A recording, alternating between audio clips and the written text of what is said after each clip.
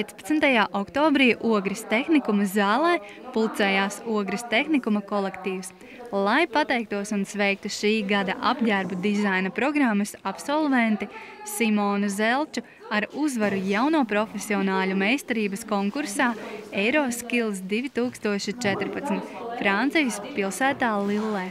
Pats konkurss norisinājās 3 dienas. Pirmajā dienā mums bija atvēlēta diena visu piegriežanu veidošanai un tā tālāk, tā kā sagatavošanās darbiem, piegriešanai. Otrā diena bija tā kā šūšanai un tehnoloģijai, tāpat arī trešā diena. Principā trešā dienā bija ļoti maz, un trešajā dienā vajadzēja prezentēt, tā kā pircēju prezentāciju. Kopā bija 18 stundas, lai to visu būtu gatavu. Un tas, ko es redzēju, bija tas, ka mūsu meitenes, kas startēja tieši attiecībā uz modes kategoriju, bija pārliecinošas, jo jau pirmajā dienā varēja nojaust, ka rezultātiem vajadzētu būt labiem. Protams, ka līdz pēdējiem brīdim šaubas vēl bija, jo mēdz gadīties dažādi, bet tas, ka būs labi rezultāti, to jau tiešām varēja pateikt pirmajā dienā, jo tas sniegums un veikums, skatoties gan uz dizaina skicēm, gan uz darba kvalitāti un tempu, bija jūtami pārāks par pārējām komandām. Lai tiktu uz šādu liela mēroga konkursu, bija jāiztur konkurss tepat Latvijā jaunais profesionālis, kam sekoja 9 mēnešu ilgs gatavošanās posms.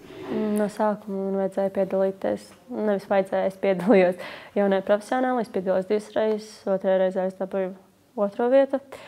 Un tad labākos, pat cik ļoti bija spēcīgi konkursanti, tad izvēlējās viņus visus atlasīt uz konkursu Eiroskills. Tad mēs savā starpā sacentāmies līdz atlasēja 2 pāri, un tad mēs Un tad vēl pirms paša konkursa, kāds bija tas gatavošanās darbs, cik dēļ tie 9 mēneši, kas tad tur bija jādara? Viņš bija traks, viņš bija grūts, viņš bija saspringts, tā bija vasara. Un, jā. Uzdevumi bija ļoti daudz, mums mēģināja arī iemācīt ļoti daudz, ko mēs vienkārši neesam mācījušies. Īstenībā mēs mācījāmies arī kaut ko tādu, ko nevajag konkursam, mēs vienkārši papildinājām savas zināšanas. Tas bija forši, tāpēc, ka mēs arī iepazināmies ar jauniem pasniedzējiem, iepazināmies ar jauniem skolotājiem, iepazināmies ar pasniedzējiem no Mākslas akadēmijas, no Rīgas dizaina skolas.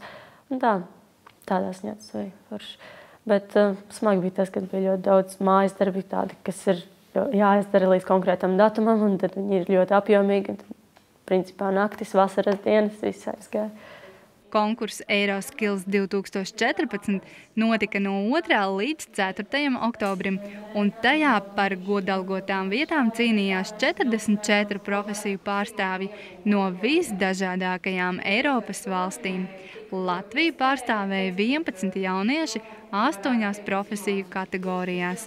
Sintija Lukša, Artis Supe, Ogres televīzija.